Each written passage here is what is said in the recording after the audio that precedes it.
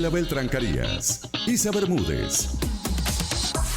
El toque diferente a tus tardes por Onda, la superestación.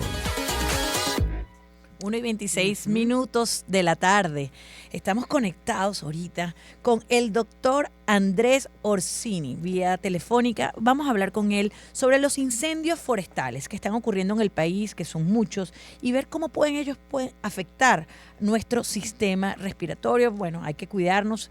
Él, por supuesto, es neumonólogo, especialista en medicina crítica y coordinador de la unidad de cuidados intensivos de la Clínica Santa Paula. Bueno, está con nosotros para contarnos cómo podemos cuidar de nuestra salud en este momento que estamos viendo este auge de incendios en el país. Bienvenido, doctor. Doctor Cura Pulmones, bienvenido, ¿cómo está? Hola, Graciela, saludos, te corrijo mi apellido, Orsoni. Correcto. Ah, Orsoni, Sí, perdón. con una O, sí señor. Con una O, Orsoni. Bueno, doctor, Sí, estamos justamente, oye, necesitamos herramientas porque el día de los incendios en todos lados la cosa era irrespirable, en cualquier parte de Caracas, Sí. ¿no? Ujú. Bueno, yo creo que en cualquier parte de cualquier sitio del mundo, cuando hay un incendio forestal, todo el mundo, hasta el que no tenga problemas, siempre va a tener un problema respiratorio. Porque el humo que genera la combustión de la madera produce muchos elementos tóxicos, produce mucho CO2, anhídrido carbónico, hollín, se producen muchos desechos de sustancias tóxicas que producen una gran irritación en la vía respiratoria. En la mucosa en general, en la mucosa del cuerpo en general, ojos, nariz, garganta y vías respiratorias, se produce una gran irritación que te va a conllevar a problemas respiratorios severos. Y si eres una persona que tienes una enfermedad preexistente respiratoria, vas a tener mucho más problemas severos. Y los ancianos y los niños también, o sea que son los que más van a sufrir. Por lo tanto, pues el inhalar todos estos desechos del humo de la quema de la vegetación va a producir una gran irritación y te va a producir dificultad para respirar, picor en la nariz, rinitis alérgica, moco nasal, tos con expectoración y dificultad para respirar que se va a agravar dependiendo del problema pulmonar que tengas preexistente. ¿Cómo podemos cuidarnos? ¿Cómo podemos prevenir que todas estas condiciones que usted está comentando no sucedan o no se agraven?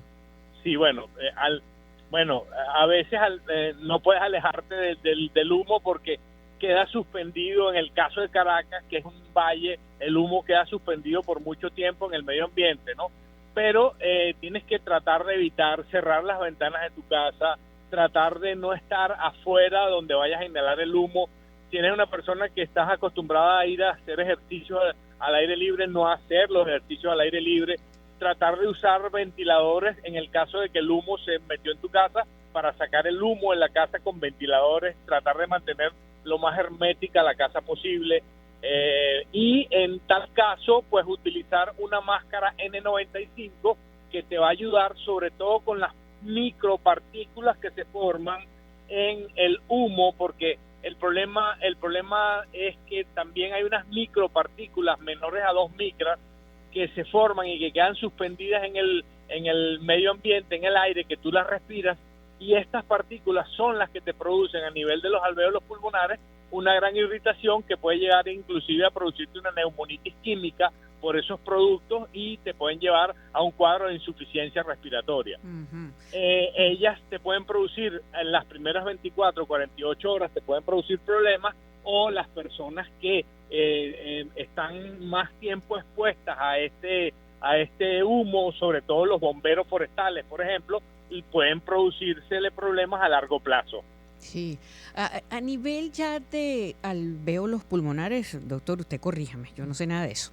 ¿Qué es lo que más se afecta en nuestro organismo, en nuestros pulmones, cuando estamos expuestos a una cosa así por mucho rato seguido y no podemos huir del lugar? Sí, bueno, primero que el anhídrido carbónico que se genera en el medio ambiente te va a quitar el espacio del oxígeno que tú necesitas para hacer el intercambio gaseoso a nivel del alvéolo pulmonar. Esa es una de las cosas que pasa. Luego, esas micropartículas, ese hollín, esas partes de carbón, esos productos químicos que tú estás respirando, pueden producir a nivel del parénquima pulmonar, que es lo que es la pared del pulmón, la pared de todo lo que conforma la unidad funcional respiratoria del pulmón, se puede producir una inflamación, que esa inflamación te va a producir un cuadro de neumonitis, un cuadro severo de edema a nivel del árbol respiratorio, y ese edema no te va a dejar respirar, no va a hacer que el intercambio gaseoso sea efectivo, y entonces vas a empezar a tener dificultad para respirar por disminución del oxígeno a ese nivel. Entonces eso, por supuesto, tienes que salir corriendo a una clínica donde te den auxilio, donde te pongan oxígeno y donde te pongan algún tratamiento que te desinflame la mucosa respiratoria. ¿Y las consecuencias son a corto plazo o también hay consecuencias a largo plazo? Sí, hay consecuencias a corto plazo, porque si tú eres una persona que tienes una enfermedad preexistente, eres asmático, tienes bronquitis crónica, enfisema pulmonar y respiras mucho tiempo ese aire, eso te va a producir una gran inflamación que te va a llevar a una insuficiencia respiratoria. Entonces ya vas a necesitar más cosas en la emergencia de la clínica para resolver tu problema. Si tú eres una persona que tienes tu sistema inmunológico competente y no tienes ninguna enfermedad previa, tu organismo puede autolimitar el problema y puede tratar de minimizar el proceso inflamatorio, pero muchas veces necesitas quizás tomarte un antialérgico, necesitas utilizar un antiinflamatorio tipo esteroideo para mejorar las condiciones, o necesitas utilizar nebulizaciones con esteroides para mejorar tus condiciones. Pero en algunos casos es tan severo que necesitas oxígeno, intubación y ventilación mecánica, porque el cuadro de insuficiencia respiratoria puede ser grave. Claro, es que esa noche había mucho humo en la ciudad, pero el humo continúa, no se va ahí mismo. Sí. Entonces uno sigue respirando la cosita esa, ¿no? Eso es así. El humo se va a quedar en el Valle de Caracas por mucho tiempo, hasta que hayan vientos que se lo lleven o hasta que caiga el primer palo de agua que arrastre con el humo hacia la superficie de la tierra, ¿no? Entonces, lo ideal sería que vinieran unos vientos de esos fuertes para que se lleven el humo y lo saquen del Valle de Caracas, para que la gente no siga respirando este humo que te irrita la mucosa respiratoria y te produce una rinitis alérgica, que estás todo el tiempo con picazón y moco en la nariz. Entonces, claro, tú te puedes ayudar tomando antialérgicos y eso te ayuda al problema, pero hay muchas personas que esa rinitis alérgica entonces es más severa todos los días y más severa todos los días, entonces probablemente necesites otras cosas, ir a una consulta médica para que te receten otras cosas para que mejoren tus condiciones. Ciertamente, doctor, sí, señor. Y una pregunta, porque muchos de estos incendios vienen dados, entiendo, por focos de calor. Entonces también creo yo que es importante que podamos hablar de cómo podemos nosotros prevenir o cuidarnos ante estos focos de calor que están existiendo en la ciudad de Caracas, que bueno, que veo que esos incendios, además es importante decir que el Hidromet de la UCB dijo que había 333 indicios de incendios por día ahorita en Venezuela, y vienen dados por estos focos de calor. Entonces sería interesante conocer cómo cuidarnos de estos focos de calor. Sí, claro, bueno, las temperaturas están bastante elevadas en todo el país. En las últimas 3-4 semanas se ha visto que ha incrementado la temperatura. Tú ves los termómetros y ha incrementado mucho la temperatura, sobre todo fuera de Caracas, hacia el oriente del país, hacia el occidente del país. Las temperaturas están muy altas. Debes cuidarte, no debes exponerte tanto al sol, porque exponerte al sol te produce quemaduras de piel, quemaduras de las mucosas, te puede producir deshidratación, sobre todo en niños o ancianos. Entonces tú debes utilizar implementos para evitar ese sol directo que te va a producir todas estas cosas, como quemaduras y deshidrataciones. Ahora, encima de que tenemos esas altas temperaturas, tienes todo el aire contaminado por todos estos incendios que hay, entonces tienes que minimizar la estadía fuera de tu casa, ¿ok? Y si vas a estar fuera de la casa, debes tratar de usar una mascarilla, ¿okay? Que te va a ayudar un poco, sobre todo con las micropartículas que están suspendidas en el aire, no tanto con el humo, sino con las micropartículas que están suspendidas en el aire, que son las que cuando la inhalas son las que te van a producir los problemas a nivel de las vías respiratorias. Doctor, otra cosa importante que yo creo que entra en esta ecuación, el golpe de calor que decía Isa, bueno, obviamente el incendio como tal, las enfermedades que están allí que tienen que ver con los pulmones, gripes, influenza, el propio COVID. ¿Cómo entra esto en la ecuación, doctor?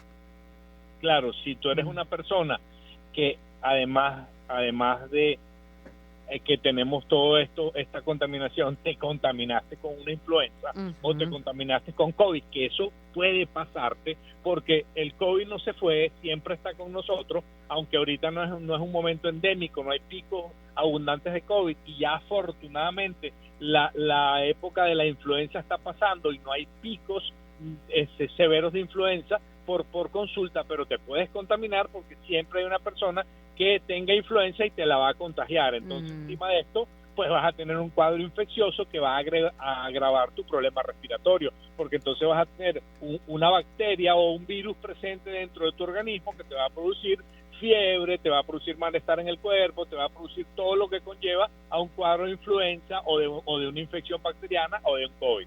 Entonces, imagínate, encima de eso tienes una contaminación ambiental que te puede producir edema e inflamación de la mucosa respiratoria y que te puede conllevar a un cuadro de insuficiencia respiratoria. Entonces, como dice el argot criollo, éramos 3 y parió la abuela. Ciertamente. Y otra cosa, doctor, los cuidados son dependiendo si es un niño, si es un adulto mayor, si somos personas, ya en edad de trabajo, o en fin, y más o menos en qué es lo que hay que prestarle más atención cuando estas cosas ocurren. Claro, las personas, los niños, hasta cierta edad son los que van a sufrir más con toda esta contaminación. Los abuelitos que encima de que tengan algún problema respiratorio van a sufrir más de estos problemas, y personas que han tenido problemas respiratorios con secuelas pulmonares van a tener más sintomatología. Entonces, por ejemplo, tú tienes tu hijo que es asmático y este cuadro de contaminación le está produciendo más cansancio o más dificultad para respirar, entonces tú vas a tener que probablemente ponerle una dosis adicional del broncodilatador que él normalmente usa, o probablemente vas a tener que nebulizarlo 2 o 3 veces más seguidas para paliar un poco más la crisis, o si la crisis es más severa, entonces tendrás que llamar al médico que lo está tratando para preguntarle qué haces. En tal caso, nosotros los neumonólogos le mandamos a los pacientes un poquito más de esteroides, le mandamos quizás antialérgicos, y que estén pendientes de la saturación de oxígeno de la persona. Eso es lo que le iba a preguntar, doctor. Los bebecitos, por ejemplo, con los bebecitos, ¿cómo te das cuenta si son bebecitos? Pues están respirando más rápido, no sé. Sí, los bebecitos tienen la particularidad de que ellos se van a poner más moraditos, van a respirar más rápido, tú les vas a ver que van a hacer más esfuerzo respiratorio, y si le quitas la camisa, le quitas la ropa, vas a ver que se le hunde más el pecho porque va a necesitar como que más esfuerzo para respirar. Tú tienes que salir corriendo con ese muchachito por una emergencia. O sea, la recomendación... Ni siquiera voy a llamar al pediatra, no, si tú lo ves respirando mal, sal corriendo para la emergencia con el muchacho. O sea, la recomendación, si estás con un niño pequeño, un bebé cerca de una zona donde hay mucho humo, es preferible sacarlo de ahí, no llegar quizás a esos momentos, ¿no? Sacarlo a otro sitio donde esté mejor, o si tú lo ves que está respirando muy mal, llevarlo a una emergencia, a una clínica, porque ese niño se va a descompensar mucho más rápido y puede tener una insuficiencia respiratoria mucho más rápido que otra persona. Ahora, si tú tienes un abuelito con un problema respiratorio y lo ves que está respirando mal, tienes la opción de tomarle la saturación de oxígeno. Si tú ves que tu abuelito tiene una saturación de oxígeno que está por debajo de 92, por debajo de 90, que es el límite de la saturación, entonces tú tienes que llamar al médico y preguntarle qué haces, o si el abuelito tiene oxígeno en la casa, entonces tú le vas a poner su bombona de oxígeno que normalmente le pones, o su aparato de concentrador de oxígeno, lo vas a nebulizar para ver si le mejoras un poquito la dificultad para respirar. Y si tú ves que con estas cosas que tú normalmente haces no lo resuelve, o sales corriendo a la emergencia o llamas a tu médico tratante para que te ayude a ver cómo le vas a mejorar las condiciones al abuelito. Sí, ¿Okay? doctor, no me imagino la gente que esté, eso fue cerca del hospital del ICE, uno de los focos de incendio. No sé qué información tienen ustedes, perdone que le pregunte, pero bueno, espíritu periodístico siempre. Eso allí, Sí, ¿qué ocurrió? A ver. Ajá. Sí, no tengo información acerca de qué pudo haber pasado allí en la zona, pero yo me imagino que si era cerca de un centro hospitalario, probablemente han tenido que trasladar los pacientes, porque si el hospital se llena de humo, no tienes cómo sacarte ese humo. Claro. ¿Okay? Claro. Sí, Bueno, pero no tengo la más mínima idea de verdad qué pudo haber pasado. Bueno, a tomar las previsiones, buscar espacios ventilados donde pueda evitar la incidencia de humo, llevarse sus mascarillas, preferible N95 para bloquear la mayor cantidad de partículas. Y yo creo que es un tema importante, porque en lo que va de 2024, Venezuela es el país con más incendios y también con mayor densidad de fuego en América del Sur. Y esta es la peor temporada de incendios de registro para Venezuela. Entonces, Sí, es una realidad. Es así, y ha habido muchos focos en el Valle de Caracas. Recientemente, esta mañana estuve viendo que en la zona rural de Latillo hubo un foco de incendio muy fuerte que tuvieron que inclusive evacuar unas viviendas o algo por el estilo. Qué terrible. Y antes de Semana Santa, todo el bosque nacional de Uberito, al sur del estado Monagas, se quemaron aproximadamente 2.000 o 2.500 hectáreas de pino, ¿ok? Por igual, por